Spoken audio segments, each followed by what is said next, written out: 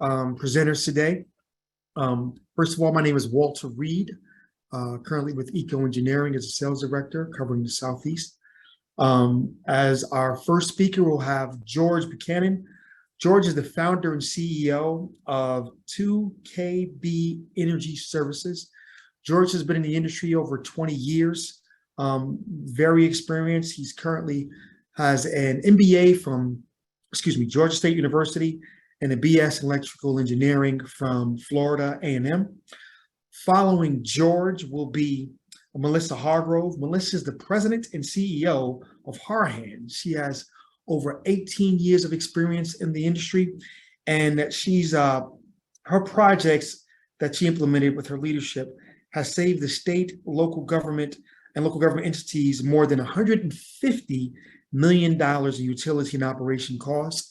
And then to close out as our speakers, we'll have Chris Anderson. Chris works for Georgia Environmental Finance Authority, better known as GEFA. Chris has over a decade with GEFA in this position, and he'll round off our seminar. George is a proud alumni of the University of Wisconsin-Madison. And to not hold you guys up anymore, we're going to have George kick off to the 28 participants. Thank you. Sure thing. Thank you, and welcome everybody. Thank you, Walter, for that introduction. Let me get my audio visual going here. Yeah. So, and I'm fortunate enough to also serve as a private sector co-chair for the Georgia chapter of the Energy Services Coalition. So, on behalf of the chapter, we thank you for taking time and attending this afternoon. For those of you that have been with us for a while, we've had a series of these thought leadership events where we pull together speakers based on some of the common topics that we're hearing, some of the industry trends that are out there. And so for this series, we're seeing more visibility, more activity in when guaranteed energy savings performance contracting is taking place. Folks looking for third-party expertise. In some states, it's required, right?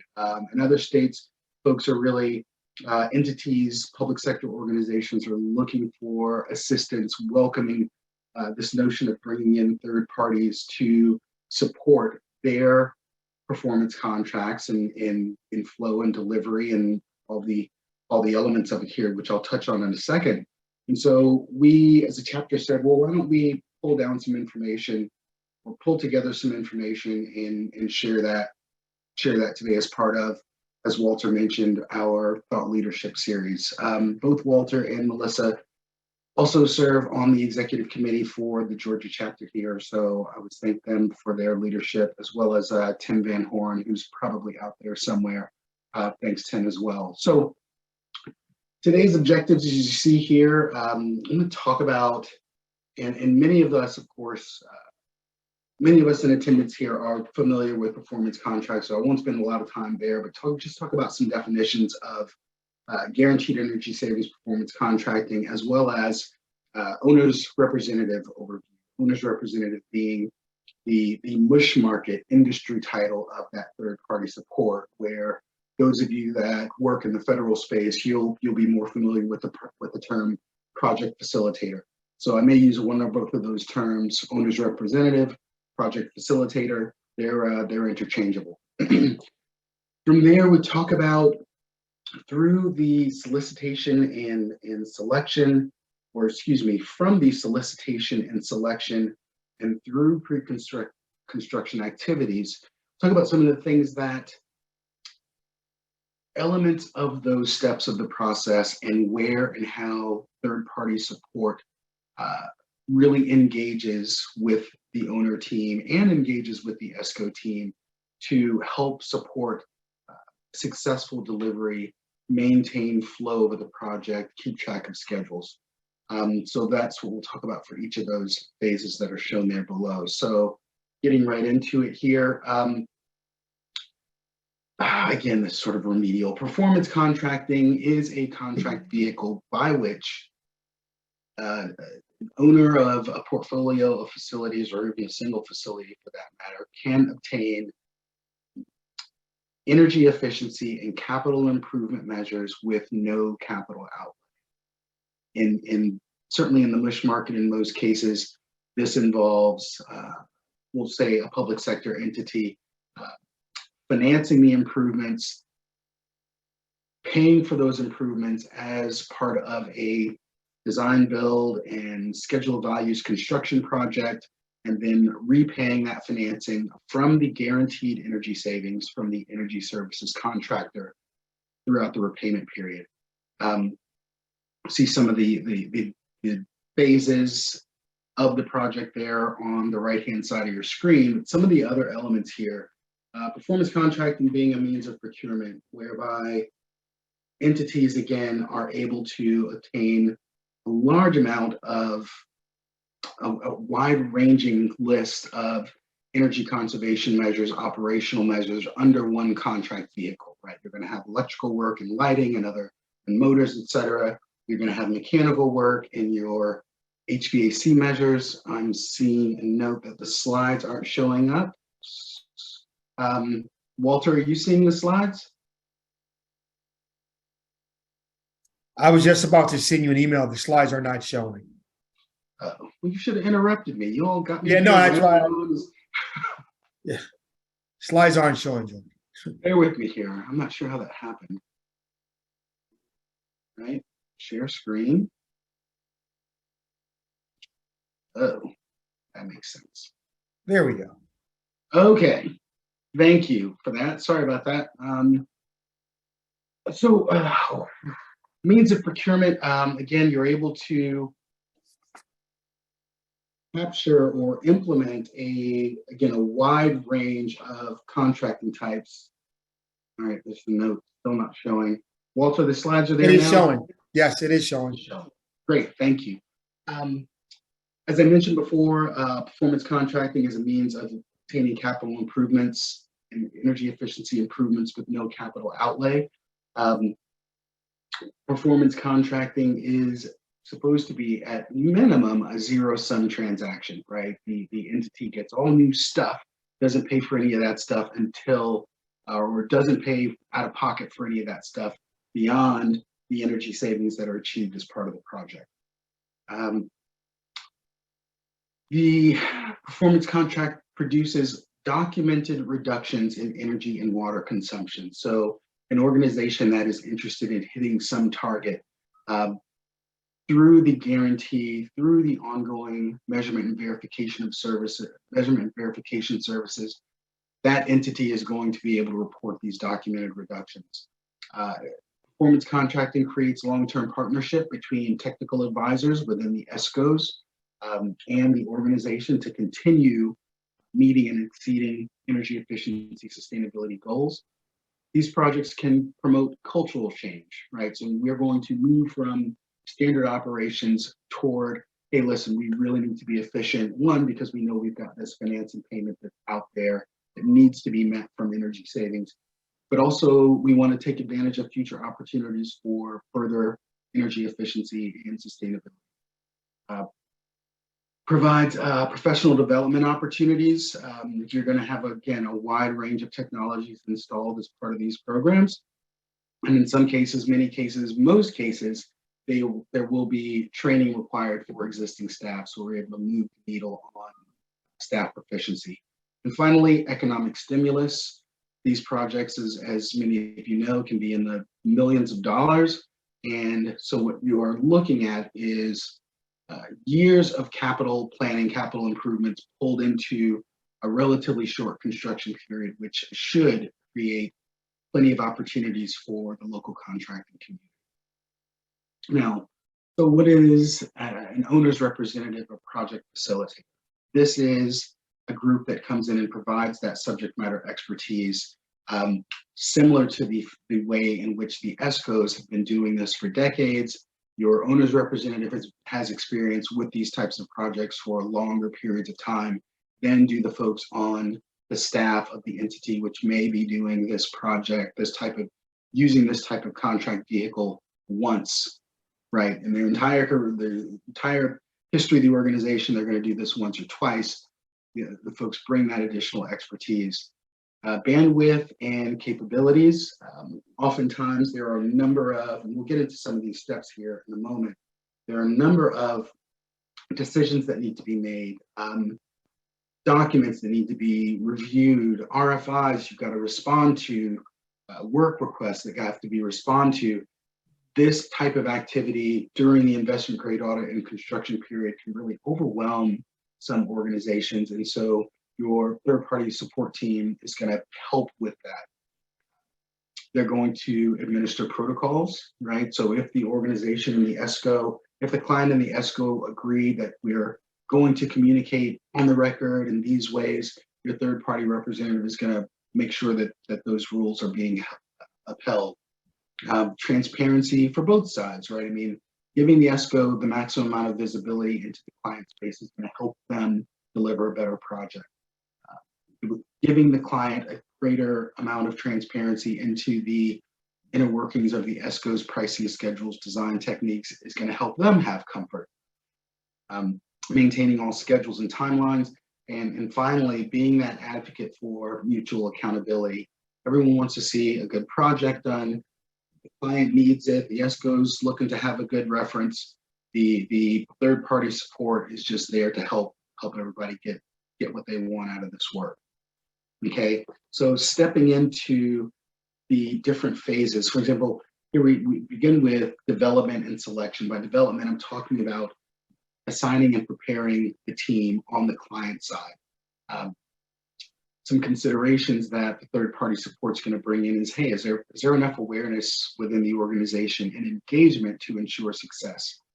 Selecting those facilities that are going to need to be included. Support with the data collection, data capture, and being able to share that with the ESCO. Developing the solicitation document, right? So is that document off the shelf, or does it actually contain desired outcomes and address the culture of the organization to help secure a good fit with the selected ESCO? And here's some of the bandwidth type activities, right? Facilitating these site visits, responding to the technical questions, really taking a deep dive into the responses to the solicitation, just to ensure that all the information is taken in and made part of the development and ESCO selection process. Okay, moving forward to the investment grade energy audit side. You see here again on the left some of these tasks. Actually negotiating the agreement, providing that additional facility and program information, and facilitating site visits, the deeper dive site visits where data logging is going to take place. This is, this investment grade audit is where the ESCO is, of course, spending months to really, really lock in on energy savings and project costs. The ESCO is presenting baseline reports, they're presenting energy savings calculations and some of these other standards that are included in the contract impacting the guarantee. And finally, of course, they've got the cost of the measures, cost and implementation approaches. And so what clients find is this need to facilitate information and decision-making on a prompt basis, again, to maintain the schedule. Deep dive technical reviews into the different elements presented by the ESCO, again, baseline considerations, energy savings calculations, operational savings, the assumptions behind those calculations, and so on. Being able to unpack the scopes of work and really understand what it is that is about to be purchased as part of this project. Keeping everybody accountable through an open book pricing exercise and performing cost reasonableness exercises. The federal government uses a series of tools where some of that is developing and presenting project safety plan and schedule, estimated progress payment schedules related to the schedule and how work's going to be done. You've got communications protocols for this very large construction project that's now about to happen that is the result of your investment grade energy audit. And finally, being able to have project acceptance activity witnessing and reviewing, commissioning, construction period measurement and verification, and so on. And this again becomes another subject matter expertise and bandwidth consideration to ensure that the client, the end user, can be sure that their general conditions and design standards were made part of the project. The project schedule activity, ensuring that all of that is compared against in any competing projects. Are we as an organization ready to do this work? Alignment on communication protocols, again, meeting the project schedule is very important because you've got financing tied to this. I mean, it's anyway, you got the financing tied to this, the cost of money, and so on. You really need to get through this work along the schedule that was agreed upon so that you as an organization can begin realizing savings. And finally, coordination with the various teams that are involved. I mean, I've got operations and engineering listed here, but you've got your finance teams, purchasing teams, contract teams, just everyone that is that's involved here. So getting through, again, from the development and selection phase on through your design and specification phase, that's where I focused here. Melissa, I'll turn it over to you to pick it up from construction and performance. And Melissa's going to be speaking to best practices for the client team and monitoring the ESCO performance. So that's the next step. If you guys have any questions, please feel free to put them in the chat section or raise your hand. We'll make sure that we address them. Okay, thank you, George and Walter. Hopefully you all can see my screen. If not, please let me know. Yes, we can. All right, okay, let's jump right into it. So as I was preparing the presentation, I started thinking through, what were some of the, in the 19 years that I've sold performance contracts, what were, some of the pitfalls and some of the risk, and what were some of the things that clients actually told me that they perhaps would have done differently next time. But then also in more recent, here recently, some of the clients we've worked with who have done performance contracts and needed some help after the fact, really trying to understand what went wrong. So these are some of the issues or things that were not done on some of their jobs and some pitfalls that we could hopefully avoid. The foundation for success in these performance contracts, and George hit on a lot of these, but as he just talked about, is building a solid internal team is very important. It may seem simple, and I'm sure, a lot of the customer organizations have a lot of, very smart people in different aspects. But when it comes to performance contracting, as many of you know, it's a very long process. There are a lot of moving parts within the process. Some projects may not close, it may be a 2-year sales cycle, or it may be a long development and a long construction cycle as well. So some of these projects will go on, from beginning of sales through construction. It may take a couple of years. And in a few years, people can change positions. I've had that done on a few, one of my large projects, the project manager changed 2 or 3 times within this project. So it makes it very complicated sometimes to really, keep everyone knowledgeable who's involved in the process, to make sure that knowledge stays within the team, right? So as you're building this solid internal team, definitely think about the leadership within the organization. Of course, having a vision is important, but having a vision is meaningless unless there's a plan in place and unless there's a leadership commitment to achieve that plan. So what is the overall goal that the organization is trying to accomplish? And if this is the right approach, then let's make sure we get the right people to the table. Okay, so at the leadership level, making sure that they're involved, but also not just involved, but really understanding the details of the performance contract from a scope standpoint, and just making sure that we have their buy-in. Another key important point is making sure that you have a project lead who understands, the internal structure of the organization. But also, this person is going to be responsible for internal reviews, sign-offs, and it wouldn't be a bad idea, to definitely keep a record. Some people may call it an activity log. You can also have a risk log, just to make sure that the different aspects of this project and details are being kept, even if a person leaves, the pivotal and key person leaves the organization. Some organizations are left without some very key data because that person has left. And so that could be pretty catastrophic to these projects.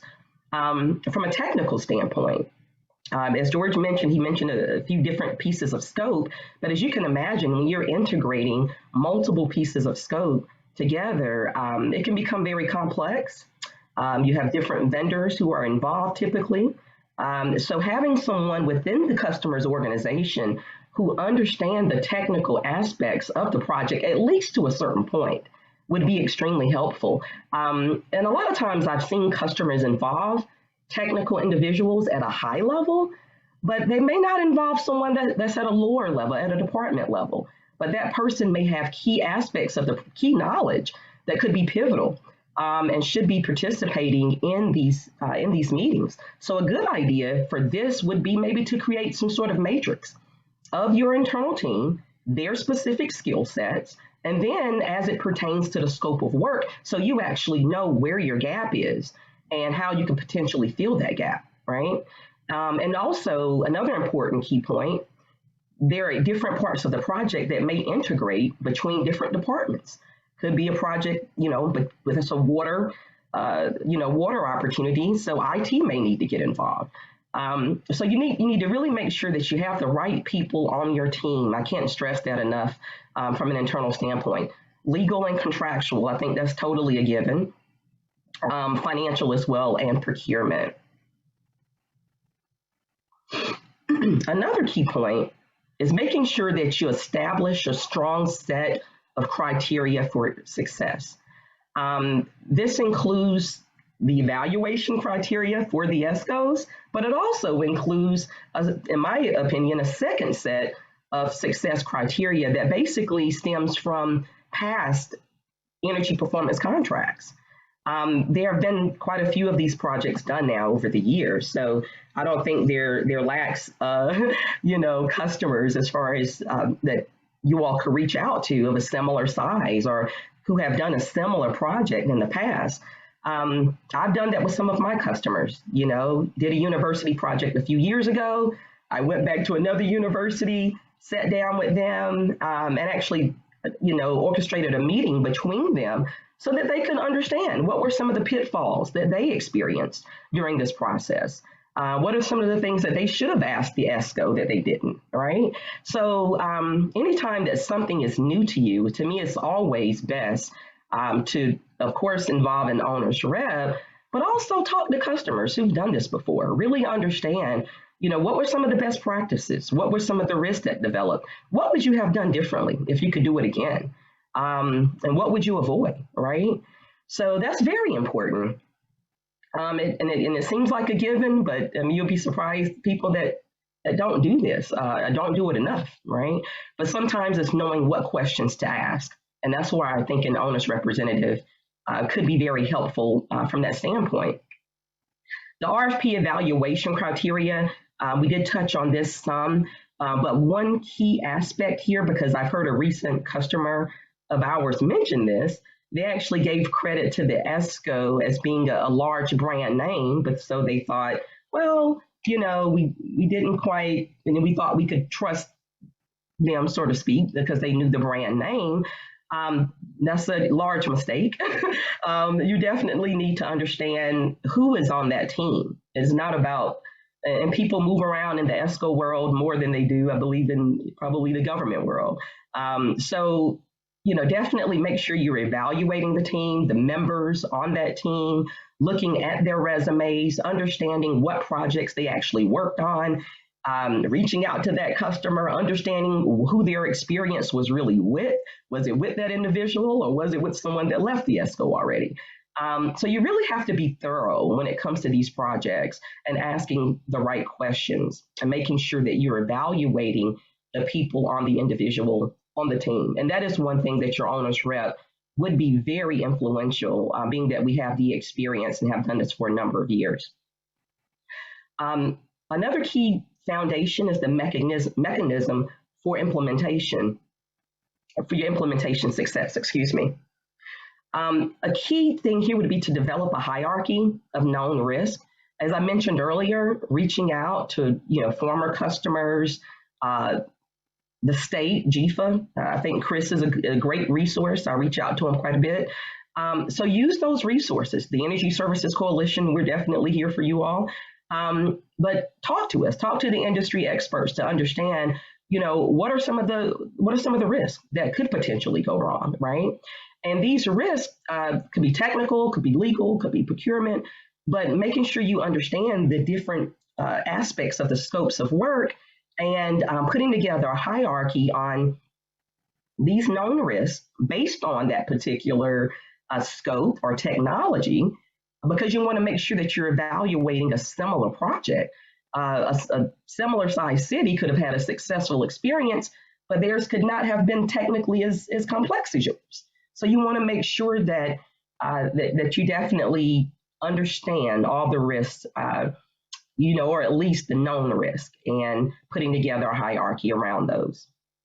The reporting protocol, right? So this is why, having this individual internally who is going to be your key point of contact is very important.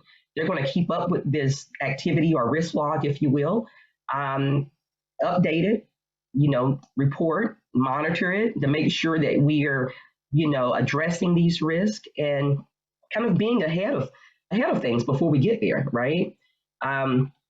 Also review the ESCO contracts. A lot of customers just don't. You don't necessarily always read the contracts or the IGA. I would say, I know there are a lot of pages. There's a lot there to comprehend, but one important aspect are the assumptions. What assumptions are they basing the calculations on? And where did they get those assumptions? And do you agree with them, right? So in the IGA, which is the investment grade audit, which is in my opinion, the where the rubber meets the road on these projects, this is the most important phase in a performance contract, because this is where everything's getting built before you actually go into construction, right? So if this part of the project does not run smoothly, then you're going to have delays in construction. You may have to do some redesign, which is going to cost you more money. So this is a very important aspect of the project that you want to make sure that you're combing through everything with a fine-tooth comb. Again, obviously, the owner's rep could assist you here, but the baseline is being established by the utility consumption that's being measured before the project begins. But if the baseline numbers are not correct, or if you as the customer don't understand where those numbers came from, then don't sign off on them. Don't agree to them until you fully understand and agree that these baseline numbers make sense to us, and this is currently what we're using.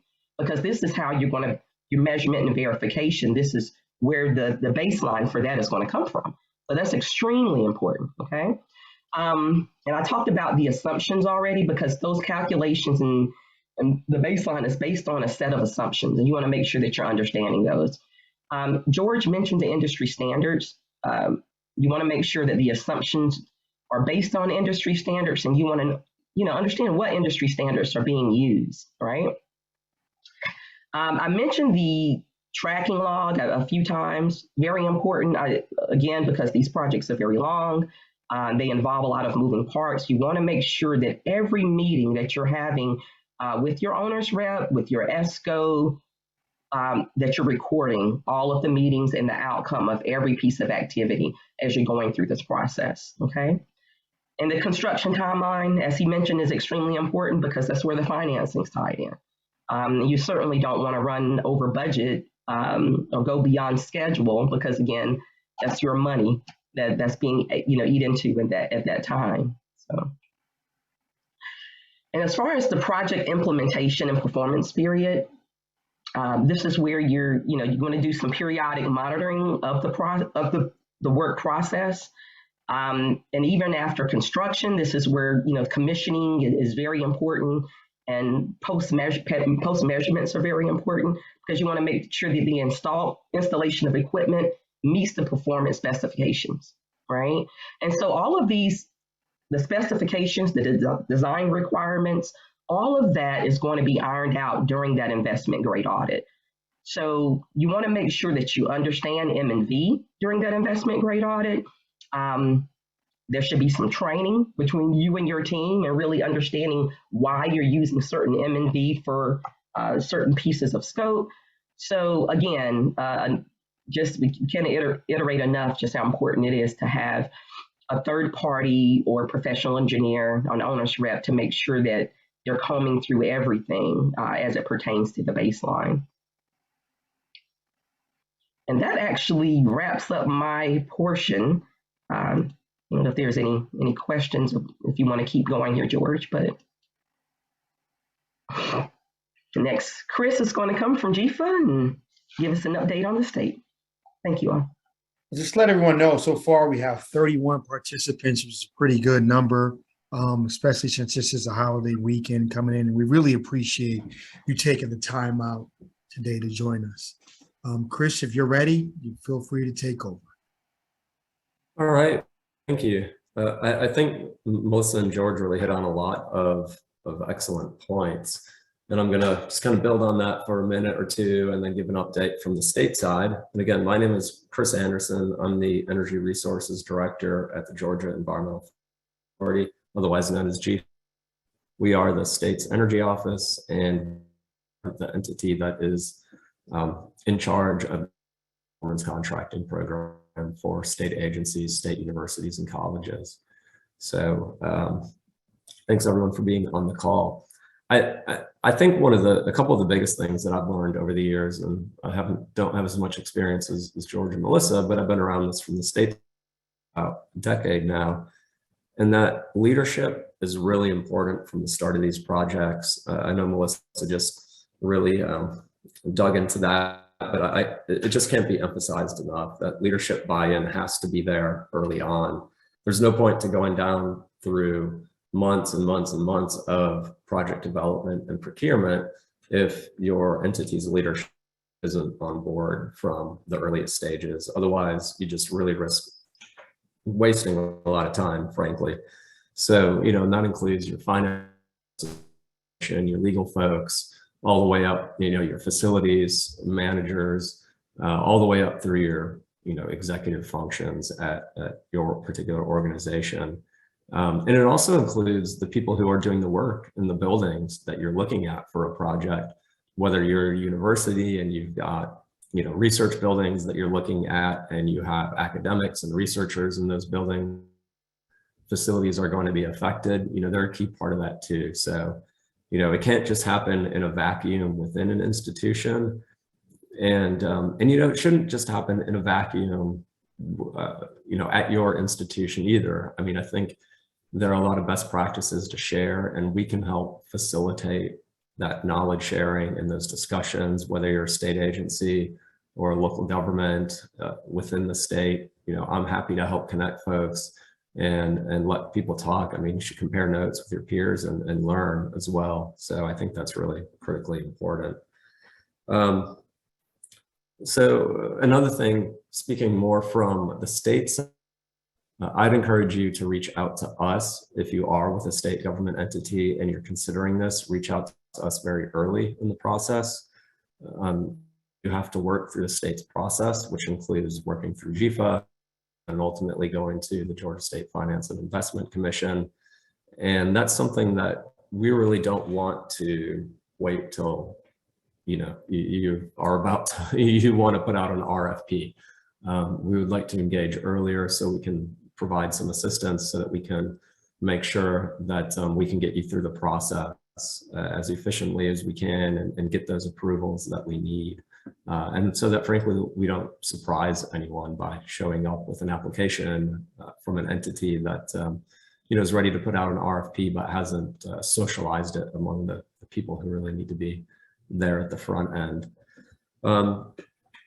Speaking about independent or third-party owners, reps, whatever you want to call them, I think that's an important thing to touch on as well. We have used those on the state side for state agencies. We have used them at different points in the project. I think ideally you want to engage them early, help you with project development, help you get through the procurement process, and be there throughout the whole investment grade audit. That's a really important process to go through. And we know a lot of organizations don't have the time or enough staff, or the staff maybe with the right expertise to be able to shepherd the project through successfully and really dig into it with as much time and knowledge that it takes. State entities, local government entities, we all know those folks wear a lot of hats and that they're strapped for time, budgets are tight, but I think this is one area that it's really worth spending money on to make sure that you have someone who's by your side and represents you as you go through the process. We do it on the state side, pretty much on all of our projects. And I know, there's local entities out there that do it on occasion. We've worked through a number of different companies and individuals over the years who can provide that service here in the state. I'm happy to give references if you reach out to me and has questions about that we haven't worked with as well.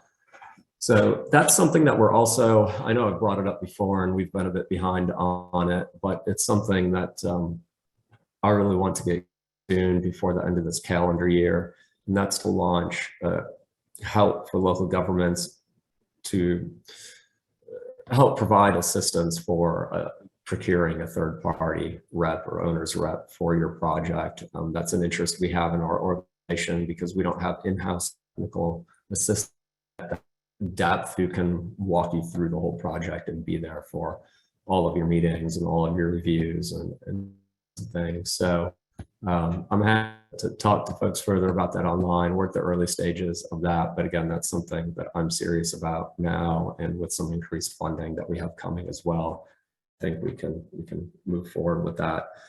So otherwise, we do have resources for local governments. I need to hit on for a minute, and that's our contract templates, our RFP template, our investment grade audit contract template, as well as the guaranteed energy savings performance contract itself. We have all those documents on our website. I'm happy to talk further about those one-on-one if anyone out there wants to call me about them. They're developed with the state attorney general's office for state agencies, but we think they can be taken and modified pretty easily for local government projects, and they provide a pretty base template, we think, for needs in the state. So again, those have been vetted really thoroughly by the state's AG office along with us, and we've had ESPCO feedback on them over the years and have made some modifications. So those are pretty good, but it's a really pretty good place to start. Otherwise, I don't have much else to add to Melissa and George's comments. I think they were, really important on a lot of the lessons that I've learned as well. I do want to mention that we're here for state agencies. If any agency wants to embark on this path, please reach out. You need to submit an application to us, and I can help walk you through that. It's pretty cool. We didn't get any applications this past winter. We pretty much operate on an annual process to take in applications over the winter and then work with you to get them through JSFIC, Georgia State Finance and Investment Commission approval in the summer, late spring, early summer. We can take an application anytime. It's just not a guarantee that we'll be able to move it forward outside of that winter and spring window. But please come and talk to me if you are interested. For the ESPCO folks on the call, when you're out there selling and meeting with state agencies, state universities and colleges, please have them reach out to me and speak with us about the state's process as soon as possible. That way we can get them that information and we can plan their approach. Otherwise, I think We're looking to be at GASFA in the fall, at the fall meeting, to hopefully do some outreach to state agencies. So if you're, not planning on that, I think that's a good event to meet with state agencies and ESCOs, and we'll be there. And again, my line is open anytime to about this, whether you're a state agency or a local government or an ESCO in the state. So that's all I have. Thank you. Thank you, Chris. Does anyone have any other questions or concerns? George, would you like to close us out? Sure, Walter, thank you. Listen, I'm dropping in the chat. Be sure and visit the chapter website. Of course, if you're not local to Georgia, you can find your local chapter on the national ESC site. I'll drop that here as well. Melissa and Chris, I wonder if you wouldn't mind in the chat to everyone dropping your email address, so folks have additional questions, they can reach out to you. Walter, I think our plan is to, once, for those familiar with Zoom, once you've completed a webinar or a session, the video, you can pull that down, and we will share that with our partners at NAESCO. I see Tim, Unra, and Michelle Yoon on. Thanks for joining.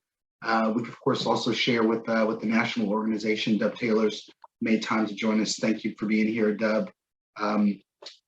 Just scrolling through the names here, see a mix of industry folks and owners. Listen, I think we're all here. We're all in this space because we want to see good work done. We believe in this work in energy services, in energy efficiency. We believe in energy performance contracting as a vehicle to help meet those goals. And so, I know we are really just getting back up to speed in terms of our events and attendance. But on behalf of the Georgia chapter, on behalf of the executive committee, I thank you all for making time here. We thank you all for making time here. I just encourage everyone to continue networking with your peers, to do what we can to make this, to keep our industry as successful as it can be, proving to folks that are interested that this is something that should be considered, and showing that there are resources available to help support it.